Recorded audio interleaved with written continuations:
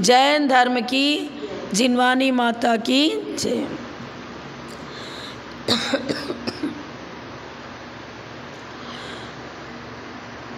प्रमाण कीर्त्या महत्या भुवि वर्धमानं त्वां वर्धमानं स्तुतिगोचरत्वं निनीशवस्मो वयमद्य वीरं विशीर्ण दोषाशय पाशबन्धम्।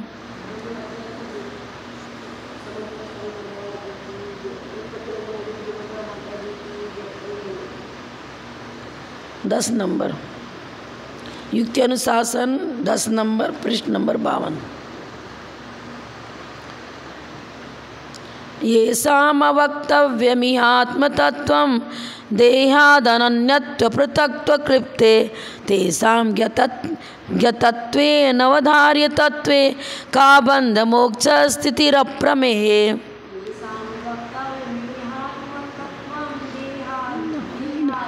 ननन्यत्व कृप्ते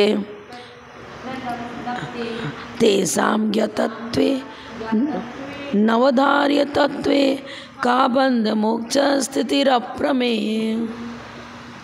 अब अवक्तव्य, एक षट दर्शन में कोई मत ऐसा है जो अपने सप्तभंगी न्याय में अवक्तव्य बताए ना, वो मात्र अवक्तव्य को ही स्वीकार करते हैं। सर्वथा अवक्तव्य एकांत से मतलब हम लोग तो कथनचित लगा रहे, अपेक्षाकृत लगा रहे हैं। सर्वथा अवक्तव्यवाद का खंडन अब यहाँ पर आचार्य 10 नंबर स्तोत्र में कर रहे हैं।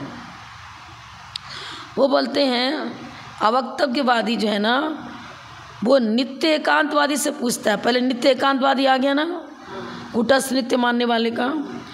अब ये अवक्तव्यवाद बोलता है, क्या बोल रहा है? नित्य एकांतवादी से वो पूछता है, क्या पूछ रहा है? देहाद अनन्यत्व पृथक्त्व, यह आत्मा शरीर से अनन्य अर्थात अभिन्न है अथवा पृथक सर्वथा भिन्न है। ये शाम अवक्तव्यम यह आत्मतत्वम, ये शाम माने जिनके मत में सर्वथा अवक्तव्य माना गया है, वो अवक्तव्यवादी पूछता है। किससे पूछता है? नित्यवादी से। यह आत्म तत्व देहाद अनन्यत्व, शरीर से अभिन्न है अथवा पृथक भिन्न है। देहाद माने शरीर से, सर्वथा अनन्य, सर्वथा अनन्य माने सर्वथा अभिन्न, और सर्वथा पृथक 2 पॉइंट लिया। शरीर से भिन्न है कि अभिन्न है? क्लिप्ते माने उसका संबंध किस प्रकार का है? अनन्य रूप में है या भिन्न रूप में है? अब क्या पता तेसाम ज्ञ तत्व अनवधार तत्व। अब अवक्तव्यवाद है ये तो। आत्मा तो दिखती नहीं है, जीव द्रव दिखता नहीं है, उसको इंद्रियों से जाना ही नहीं जा सकता, अनुमान से भी नहीं जाना सकता। अब किसी के जानकारी में तो आता ही नहीं है। ज्ञ तत्व के रूप में वो आत्मद्रव्य अनवधार्य है, अर्थात अवधार्य माने जानना, अनवधार्य नहीं जान सकते। हमारे इंद्रिय जन ज्ञान में अथवा अनुमान ज्ञान में किसी में भी वो ज्ञात तत्व नहीं बन पाता है, अर्थात आत्मद्रव्य को हम अनवधार्य नहीं जान सकते हैं। जब नहीं जान सकते हैं तो अवक्तव्यवादी बोलता है अरे उसको, इसलिए तो अवक्तव्य कहते हैं हम। जानने में नहीं आता है इसीलिए उसको अवक्तव्य कह दिया। जान ही नहीं पा रहे तो कहेंगे कैसे? अवक्तव्यवादी बोलता है कि देखो, मैंने अवक्तव्यवाद इसलिए अपना स्वीकार किया है कि आत्म तत्व को किसी भी इंद्रियों से जाना नहीं जा सकता है, अनुमान से भी नहीं जाना जा सकता है, तो अवक्तव्य हो गया। भावार्थ में देखना, इसमें क्या लिखा है इस श्लोक में? अवक्तव्यवाद को दोषपूर्ण सिद्ध किया है। Page number 53। अवक्तव्यवादी नित्य एकांतवादी से पूछता है कि आत्मा देह से भिन्न है या अभिन्न है। यदि अभिन्न माना जाए तो देह के नाश से आत्मा के विनाश का प्रसंग आता है। बात यही है।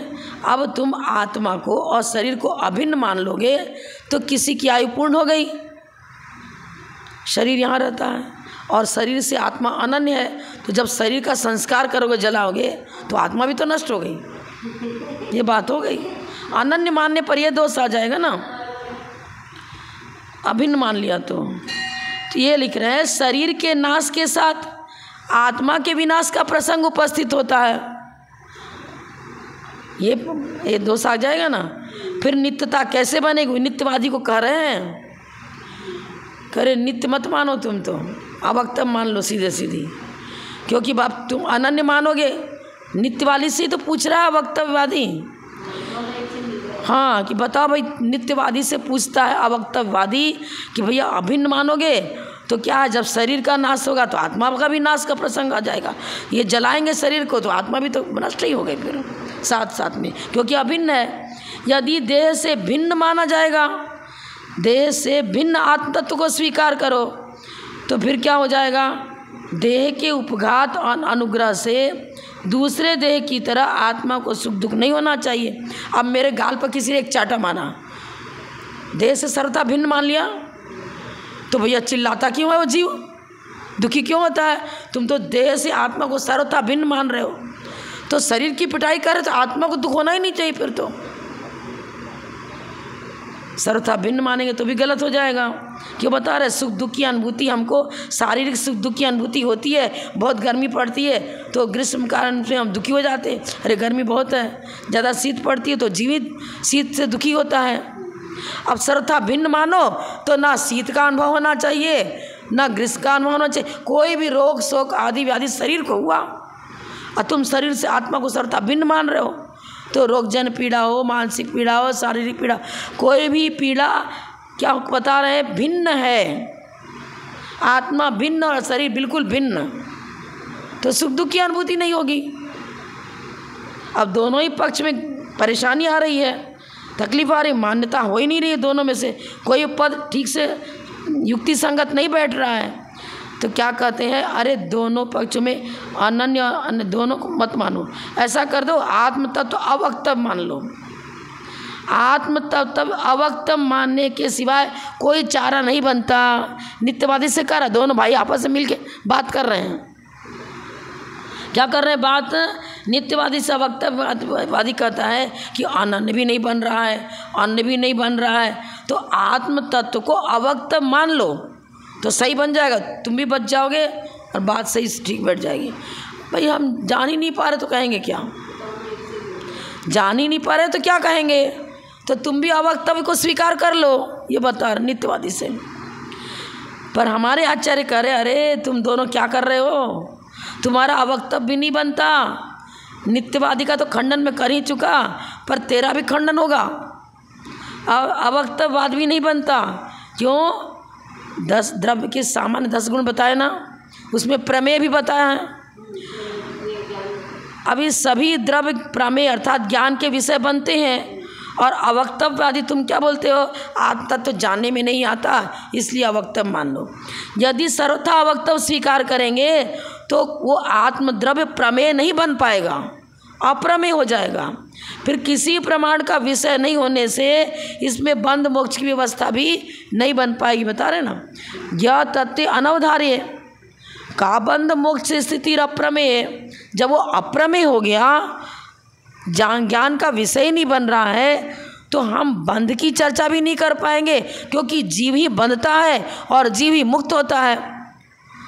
अब जीव को तुमने अप्रमेय मान लिया तो जीव न बंधता है न मोक्ष होता है। बंध मोक्ष की व्यवस्था सभी 60 दर्शनों में स्वीकार करी गई है, और बंध और मोक्ष की व्यवस्था नहीं बन पाएगी यदि आत्मा को हम ज्ञात तत्व से बहिर्भूत माने ये बन ही नहीं रहा है। तो आत्म द्रव्य को अप्रमेय मान लेने पर बंध और मोक्ष की स्थिति नहीं बन पाएगी। अवक्तव्यवाद का खंडन क्या किया हमारे आचार्यों ने? तुम्हारे अवक्तव्यवाद में आत्मा प्रमेय नहीं बन पाती, तो फिर बंध और मोक्ष कैसे बनेगा? इसलिए अवक्तव्यवाद भी सर्वथा स्वीकार नहीं होता है। हमारे आचार्य बता रहे हैं जी, प्रत्येक द्रव्य के अंदर अनेक धर्म होते हैं, सभी धर्मों को एक साथ वचनों से नहीं कहा जा सकता है। इसलिए कथनचित अवक्तव्य मानो, सर्वथा अवक्तव्य मानोगे तो तुम भी जीवित नहीं रह पाओगे, तुम्हारा सिद्धांत भी जीवित नहीं रह पाएगा। क्या खंडन किया हमारे आचार्यों ने? अवक्तव्य कोटि में स्थापित यदि सर्वथा कर दें तो स्वरूप का निर्धारण नहीं हो पाएगा, जीव द्रव्य के स्वरूप का निर्धारण नहीं हो पाएगा, अप्रमेय हो जाएगा। स्वरूप का निर्धारण नहीं होगा तो उसकी चर्चा कैसे करेंगे हम? हाँ, यह अप्रमेय होगा और किसी प्रमाण का विषय नहीं होने से इसमें बंध मोक्ष की स्थिति कैसे घटित होगी? यह आत्मा सर्वथा अवक्तव्य है, यह मान्यता भी दोषपूर्ण है। सर्वथा मत मानो, कथनचित मानो ना भाई, किसी अपेक्षा से अवक्तव्य है। अब किसी अपेक्षा का मतलब क्या? हमारे वचनों में वो शक्ति नहीं है कि द्रव्यार्थिक न्याय के विषय को, पर्यार्थिक न्याय के विषय को, सारे विषयों को एक साथ हम वचनों से कह सकें। पर्याय भी अनेक हैं, द्रव्य के अंदर गुणधर्म भी अनेक है। अब सभी पर्यायों की चर्चा एक ही साथ हम थोड़ी कर पाएंगे, क्रमवर्ती न पर्याय। लेकिन गुण पर्यायवत द्रव्यम, द्रव्य के अंदर गुण भी है और पर्याय भी है। गुण भी ज्ञान का विषय बनता है, पर्याय भी ज्ञान का विषय बनती है। और तुम ज्ञातत्व अनवधारे, आत्म द्रव्य जो है ना, उसका गुण, उसकी पर्याय ज्ञात तत्व में शामिल नहीं हो पा रही, मतलब उसको नहीं जान पा रहे हैं। जब जान ही नहीं पा रहे हैं तो कहेंगे क्या? इसलिए अवक्तव्य मान लो। सर्वथा अवक्तव्य खंडित होता है। सर्वथा अवक्तव्य मान लोगे तो प्रमेय नहीं बना। अब बंध और मोक्ष की चर्चा कैसे होगी? जिसको हम जान ही नहीं रहे हैं उसके प्रति बंध की चर्चा भी नहीं कर सकते और मोक्ष की चर्चा भी नहीं कर सकते। खंडित हो गया, पूरा श्लोक का अर्थ हो गया ना। इस श्लोक में आत्म तत्व शरीर से अभिन्न अथवा भिन्न की कल्पना करे, उससे भिन्नत्व भिन्नत्व की कल्पना से जिनको अवक्तव्य है उनको आत्म तत्व का स्वरूप अवधारित नहीं होने पर, वह ज्ञान का विषय नहीं होने पर बंध मोक्ष की स्थिति नहीं बन पाती है। अन्वयार्थ में भावार्थ से पूरा क्लियर हो रहा है ना। अन्वयार्थ भी उसी प्रकार है, भावार्थ भी उसी प्रकार। विषय यही है कि भाई तुम सर्वथा मत मानो। हम सभी धर्मों का एक साथ प्रतिपादन नहीं कर पाते हैं, इसलिए जैन सिद्धांत में अवक्तव्य माना सप्तभंगी न्याय में अपेक्षावाद है, कथनचित अवक्तव्य। और ये सर्वथा अवक्तव्य मान रहा है, सर्वथा अवक्तव्य है और कह रहा है कि ज्ञान का विषय नहीं बन पाता है, इसीलिए तो हमने अवक्तव्य मान लिया। तो गलत है ना फिर। तो ये खंडित हो गए। अब आगे 11वें श्लोक में, हेतुर्न दृष्टोत्र न चाप्य दृष्टो योयम प्रवाद क्षणिकात्मवाद न ध्वस्तमन्यत्र भवे द्वितीये संतान भिन्ने नैवास नास्ति।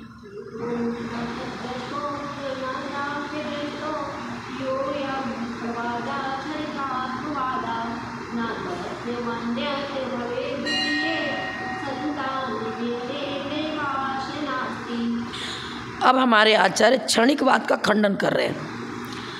क्षणिकवाद क्या बोलता है? प्रत्येक वस्तु का निरन्वय नाश। निरन्वय नाश माने बचता ही नहीं है। जैसे किसी व्यक्ति की मृत्यु हो गई, अब वो शरीर तो जलाया ही जाएगा, वो तो नष्ट, लेकिन पुनर्जन्म भी स्वीकार नहीं करता है। हर समय प्रति समय निरन्वय नाश माने वो जैसे दीपक बुझ गया, अब दीपक का अस्तित्व कहाँ रहा? नष्ट ही हो गया। हमारे आचार्य कह रहे अरे दीपक बुझ गया, द्रव्य का नाश नहीं हुआ, राख बन गई, कालिस आई, उससे कुछ निकला, रुई बची, जली रुई बची हुई है, निरन्वय नाश कहाँ हो रहा है? पर्याय बिगड़ गई, दीप रूप पर्याय में नहीं है, अब कालिस रूप पर्याय में है, किसी न किसी रूप में तो है, राख के रूप में अग्नि चली तो पर्याय में अब निरन्वय नाश मानता है। अब आचार्य हमारे बोल रहे अरे यह क्षणिकवाद भी प्रलाप मत, जैसे कोई पागल व्यक्ति कुछ बकता रहता है ना, प्रलाप करता रहता है। युक्ति और प्रमाण के बहिर्भूत जो तत्व है उसको प्रलाप कहते हैं। जो बात न प्रमाण, किसी प्रमाण से सिद्ध नहीं हो रहा है उसको प्रलाप मात्र कहेंगे। भाई प्रत्यक्ष से, परोक्ष से, किसी प्रमाण से जिस बात की सिद्धि नहीं हो पाती है उसको प्रलाप मात्र कहेंगे। अरे बच्चों जाना, आकाश में फूल खिले हुए हैं, वो गुलाब का फूल तोड़ के लाओ, प्रलाप मात्र है ना। ये हम अपने लोकाकाश जो अपने जैन धर्म बताया उसकी चर्चा नहीं कर रहे हैं। लोक व्यवहार में आकाश किसको कहते हैं? ऊपर। इसको पृथ्वी कहते हैं, ऊपर आकाश बताते हैं। अन्य मत मतलब लौकिक दृष्टि से सामान्य जनता जैन धर्म की चर्चा नहीं करें, आकाश ऊपर बताते हैं। अब ये आकाश में तो फूल खिल नहीं रहे हैं भाई, फूल तो किसी बगीचे में खिलेगा, पेड़ लगेगा, उसमें फूल लगेंगे। आकाश में तो कोई पेड़ है ही नहीं, वहाँ से फूल कहाँ से तोड़ के लाएंगे? तो ये कथन जैसे प्रलाप मात्र है, इसी प्रकार बौद्ध मत का जो क्षणिकवाद है वो भी प्रलाप मात्र है। क्यों प्रलाप मात्र है? अब बता रहे हैं उसमें हेतुर न दृष्टो। आप अपने क्षणिकवाद की सिद्धि के लिए कोई भी हेतु नहीं दे पाते हो। हेतुर न, अरे हेतु पूर्वक कोई कारण दो, कारण पूर्वक कार्य सिद्धांत की सिद्धि होगी। बिना कारण के कोई भी कार्य होता नहीं। आपको अपने सिद्धांत को पुष्ट करने के लिए हेतु देना पड़ेगा। हमारे आचार्य बोल रहे हैं बौद्ध मत वाले को, क्षणिकवाद को, हेतुर न, तुम हेतु दे ही नहीं पाते हो। दृष्टो अत्र, आपके यहाँ कोई भी हेतु उपलब्ध नहीं होता है, नहीं देखा जाता है हेतु। अब पूछ रहे हैं दृष्टो अत्र न चाप्य दृष्टो, वो हेतु न दृष्ट है न अदृष्ट है। अदृष्टो अपि न, च प्लस अपि प्लस अदृष्टो, वह हेतु न दृष्ट है न अदृष्ट है। अब दूसरी वाली किताब निकालो, इससे और आपको ज़्यादा स्पष्ट हो जाएगा। श्लोक नंबर 11। दृष्ट का अर्थ क्या बताया? ज्ञाता के द्वारा जो स्वयं देखा गया हो, जो हेतु स्वयं प्रतिपत्ता अर्थात ज्ञाता के द्वारा स्वयं देखा गया हो उसे दृष्ट कहते हैं। और ज्ञाता ने स्वयं नहीं देखा है, कल्पनारोपित है, तो अदृष्ट हो गया। दृष्ट किसे कहेंगे? स्वयं जिसे ज्ञाता माने जानने वाला, ज्ञाता ने स्वयं जिसको देखा है वो दृष्ट, और स्वयं नहीं देखा गया है कल्पनारोपित, कल्पना से मान लिया, कल्पनारोपित, उसको अदृष्ट कहेंगे।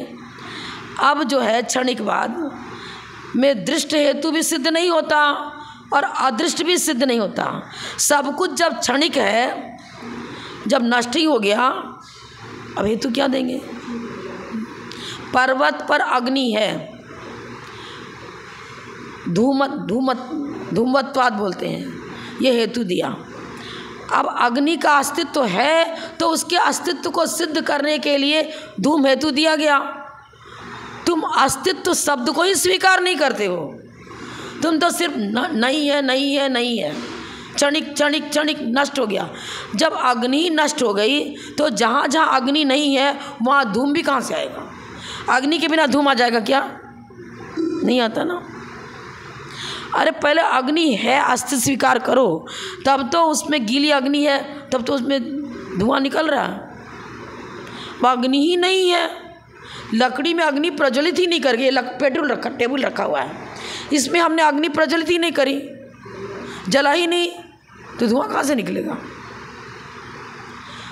तो कोई भी षड दर्शन में कोई भी दर्शन हो, किसी भी दर्शन वाले इस बात को स्वीकार नहीं करेंगे। क्या? अरे अग्नि है ही नहीं, धुआं का, सभी यही कहेंगे ना, चाहे सांख्य हो न्यायिक हो, सब अरे अग्नि होगी तब तो धुआं निकलेगा। लोग सामान्य व्यक्ति भी, एक बालक भी इस बात को स्वीकार करेगा। माने इंद्रिय प्रत्यक्ष से भी ये बात सिद्ध है कि अग्नि होगी तभी धुआं निकलेगा। हाँ, अब दृष्ट माने देखा हुआ। भैया किसी ने पहले तो दिखाया बालक को कि देखो देखो यहाँ अग्नि है ना, रसोई घर में अग्नि जल रही है, देखो इसमें धुआं भी निकल रहा है। पहले देखा, तब अनुमान से बताएंगे कि जहाँ जहाँ व्याप्ति दिखाएंगे। फिर अब वो तो परीक्षा मुझे पढ़ा, देख लेना। अब ये बता रहे कि भाई देखा ही नहीं है, और जिसको देखा वो तो तुरंत नष्ट हो गया। अब नष्ट ही हो गया तो हेतु कहाँ से आएगा? हेतु की परिभाषा, हेतु का विशेषण है दृष्ट। देखा, अब जिसको देखा वो हेतु भी नष्ट हो गया, और जिसको साधना चाह रहे हैं वो अग्नि भी नष्ट हो गई। अब किसको विषय बनाओगे तुम? बन ही नहीं सकता। हेतु तो किसी न किसी साध्य को सिद्ध करने वाला होगा ना। अब तुम तो कह रहे आत्मा प्रति समय निरन्वय नाश नाश नाश हो रहा है, वो है ही नहीं, तो उसके लिए हेतु क्या दिया जाएगा? आकाश में पुष्प उगते ही नहीं है, अब उस पुष्प को सिद्ध करने के लिए हेतु क्या देंगे हम? तो कहने वाले का नाम भी नहीं देखा, पर्याय हाँ, क्षणिकवाद तुम स्वयं बौद्ध मत वालों के यहाँ क्षणिकवाद चलता है, और तुम्हारे बुद्ध भगवान स्वयं नष्ट हो गए, उनका वक्तव्य भी नष्ट हो गया, वो ज्ञाता भी नष्ट हो गया, उसका विषय भी नष्ट हो गया, क्या होगा? चलो गया। फिर बोलता कल्पना रोपित है। सब कुछ क्षणिक होने के कारण दर्शन के अनंतर ही उनका विनाश हो जाने से अनुमान काल में भी उसका अभाव हो जाएगा। मैंने बताया ना, अनुमान भी कैसे लगेगा, बन ही नहीं सकेगा। अग्नि ही नहीं है तो अनुमान क्या लगाओगे, किसको सिद्ध करोगे? साथ ही चित्त विशेष के लिंगदर्शी उस अनुमाता भी संभव नहीं रहता। चित्त माने आत्मा, जीव द्रव्य, चित्त विशेष, जिस जीव द्रव्य की चर्चा की जा रही है वो चित्त विशेष हो गया।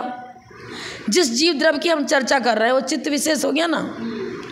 लिंग माने उसका कोई, उस जीव की सिद्धि के लिए कोई हेतु देंगे, लिंगदर्शी। अब अनुमाता माने जो अनुमान लगाने वाला, ज्ञाता, अनुमाता माने ज्ञाता, वो भी तो नहीं रहा, वो भी तो नष्ट हो गया, उसका अस्तित्व भी संभव नहीं है। अस्थि पक्ष को तुम स्वीकार ही नहीं करते हो ना। जब अस्थि पक्ष भी नहीं है तो कल्पना भी किसकी करेंगे? कोई चीज़ है, फूल है, तब हम बच्चों को आज्ञा दे रहे हैं, अरे वो गुलाब का फूल तोड़ के लाना, आकाश में फूल खिल रहे हैं। पहले तो गुलाब नाम का कोई अस्तित्व स्वीकार करो, तब तो उसको लाने की चर्चा करो। कल्पना भी उसी के विषय में करेंगे, जिसका कुछ अस्तित्व स्वीकार करेंगे तब तो कल्पना करेंगे। स्वर्ग नरक आदि भी कल्पना करोगे तो उसका कहीं अस्तित्व है, तब तो उसकी कल्पना की जा रही है। जो चीज़ दुनिया में है ही नहीं, उस शब्द की, वो डिक्शनरी में शब्द ही नहीं है, तो उस शब्द को भी हम कैसे बोल पाएंगे? 6 द्रव्य हैं, 6 द्रव्य के पीछे आगे 7वां द्रव्य कोई है ही नहीं। अब तुम कोई पूछे, अरे 6 द्रव्य 7वां कोई बताओ, अरे है ही नहीं, कोई शब्द ही नहीं है उसके लिए। कोई ज्ञेय पदार्थ है तब तो उसका वाचक कोई शब्द होगा। जब वाच्यभूत पदार्थ ही नहीं है तो वाचक कहाँ से आएगा, शब्द भी कहाँ से आएगा? माने जो चीज़ ही नहीं है उसको संकेत करने के लिए, उसका संकेत करने के लिए भाषा का प्रयोग भी कैसे होगा? घड़ा है तब तो हम घड़ शब्द का प्रयोग कर रहे हैं, घड़ा ले आओ। और घड़ा नाम की कोई चीज़ दुनिया में यदि तीनों लोग में कोई है ही नहीं तो घट शब्द भी कहाँ से लाएंगे हम? घट शब्द का निर्माण भी तो किसी वाच्यभूत पदार्थ के लिए हुआ, कहाँ से होगा? तो कल्पित वो बता रहा है ना, कल्पना रोपित। अरे कल्पना रोपित की सिद्धि भी नहीं हो पाएगी। अदृष्ट हेतु माने कल्पना रोपित हेतु। अदृष्ट हेतु किसे कहेंगे? कल्पित। पर कल्पना भी किसके प्रति होगी? अस्तित्व स्वीकार करो। तो दृष्ट हेतु और अदृष्ट हेतु दोनों ही हेतु क्षणिकवाद में नहीं बनते। हेतु न, जब हेतु ही नहीं है तो तुम्हारा क्षणिकवाद सिद्धांत स्वयमेव खंडित हो जाता है। हेतु के बिना कोई भी सिद्धांत प्रामाणिकता को प्राप्त नहीं होगा। हेतु पूर्वक अपने सिद्धांत को प्रामाणिकता प्रदान करो। अब हेतु है ही नहीं, इसलिए क्या, अरे यो अयम प्रलापवाद क्षणिकात्मवाद, जो आत्मद्रव्य का कथन करते से बताता है कि क्षणिकवाद, प्रवाद। अरे प्रवाद किसको, प्रलाप कहो चाहे प्रवाद कहो एक ही है। प्रवाद किसको कहेंगे? जो किसी भी प्रमाण से सिद्ध नहीं होता है उसी को प्रवाद कहेंगे। प्रवाद इसमें दिया पहले पुस्तक में, मतलब किसी भी प्रमाण से जिस बात की सिद्धि हो ही नहीं सकती है उसी को हम प्रवाद कहते हैं। प्रवाद की परिभाषा, एकांतवादी सभी तो प्रवाद हो जाएंगे एक तरह से। तो प्रवाद का मतलब झूठा अपलाप कर रहे हैं, वस्तु व्यवस्था वैसी है नहीं, युक्ति संगत है ही नहीं, किसी प्रमाण से जो सिद्ध होता ही नहीं है, ऐसे सारे कथन को हम प्रवाद कहते हैं। अब प्रवाद मात्र रह गया, प्रलाप मात्र रह गया। क्षणिकवाद को प्रलाप मात्र बता रहे हैं। न ध्वस्त मन्यत्र भवे द्वितीय संतान भिन्ने नहीं वासनास्ति। अब बता रहे हैं, अरे उस ध्वस्त तो हो गया, पदार्थ तो नष्ट जाता है लेकिन उस संस्कार रह जाते हैं, उसकी वासना रह जाती है। क्या बता रहा है? नहीं, कैसे कहते हो क्षणिकवाद गलत है? मेरा क्षणिकवाद गलत नहीं हो सकता, वो खुद बोल रहा है क्षणिकवादी। न ध्वस्त मन्यत्र भवे द्वितीय, क्या बता रहे हैं ये? अरे वासना उसकी रह जाती है। देखो यहाँ देखो, अनुमान काल में लिंग दर्शन से प्रबुद्ध हुई, नीचे का लाइन पृष्ठ नंबर 13, लिंग दर्शन से प्रबुद्ध हुई उस वासना के सामर्थ्य से। अरे धुआं भी नहीं है, अग्नि भी नहीं है, पर अपनी वासना छोड़ गई, वासना छोड़ गई, बता रहे हैं। उस वासना से हम क्षणिक बात को सिद्ध कर देंगे। अरे नष्ट हो गया, नष्ट हो गया, लेकिन है हमको दिखता है, वासना तो है। तो वासना मानो चाहे कुछ मानो, है तो स्वीकार कर रहे हो। तुम्हारा नास्ति कहाँ रहा? अस्थि स्वीकार तो किया तुमने। उस वासना के सामर्थ्य से अनुमान प्रवृत्त होता है। तो ऐसा कहना भी युक्त नहीं है। क्यों? संतान भिन्न चित्त में हेतु और हेतु मत के अविनाभाव संबंध व्याप्ति के ग्राहक चित्त से अनुमाता का चित्त संतान भिन्न की तरह भिन्न संतान होने से उसमें वासना का अस्तित्व नहीं बन सकता। वासना माने संस्कार। अब देखो उदाहरण अपन दे रहे अपने, हमने यहाँ बहुत अच्छे धार्मिक प्रवृत्ति बनाई तो मेरे संस्कार यहाँ रहे, तो अगले भाव में संस्कार गए, लेकिन जीव वही था तब तो वो संस्कार वहाँ गया, और तुम तो जीव द्रव्य भी नष्ट हो गया, पर्याय भी नष्ट हो गए, शरीर भी नष्ट हो गया, सब नष्ट मान रहे हो। अब जैसे एक देवदत्त नाम का व्यक्ति है और एक जिनदत्त नाम का व्यक्ति है, दो भिन्न भिन्न व्यक्ति हैं। जिनदत्त अलग और देवदत्त अलग। अब वो भिन्न में वासना का अस्तित्व कैसे बनेगा? वासना माने एक समय दुर्गंध मान लो या उसका संस्कार मान लो, तो भैया उसी के साथ, जैसे मान लो कि मल मूत्र से दुर्गंध आ रही है और इधर चंदन द्रव्य रखा, चंदन से सुगंध आ रही है।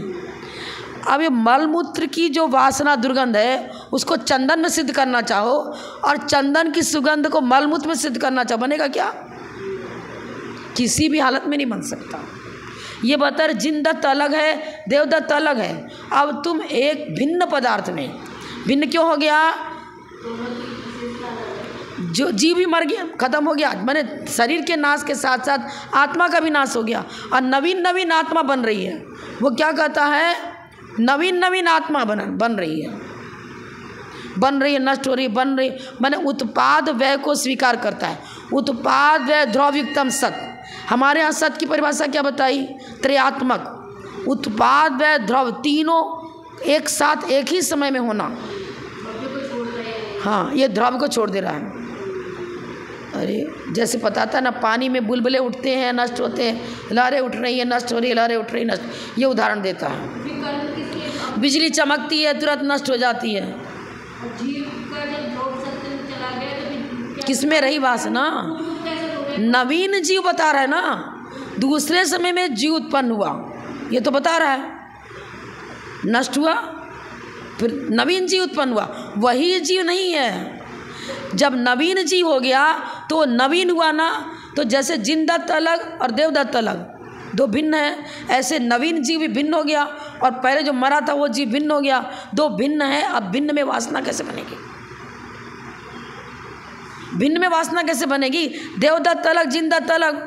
अभी मैंने चंदन और मलमूत्र का दो भिन्न है, इसकी वासना उसमें कैसे? उसका अब भिन्न में बनती नहीं है। भिन्न में संतान भी काम नहीं करेगी। वो करे संतान अर्थात संस्कार रह जाता है, वासना रह जाती है, उसकी संतान रह जाती है, परंपरा रह जाती है। अरे संतान कहते किसको? तो ये संतान का अर्थ ले रहा है, माने नष्ट हो गई लेकिन संस्कार रह जाता है। संतान हम बोलते हैं संतानगत। हम क्या बताते हैं कि हमारी भुज्यमान आयु समाप्त हुई, भुज्यमान समाप्ति पर नवीन कोई तो आयु प्रारंभ हुई ना। जब तक संसार में है तब तक आयु रहित तो नहीं हुए।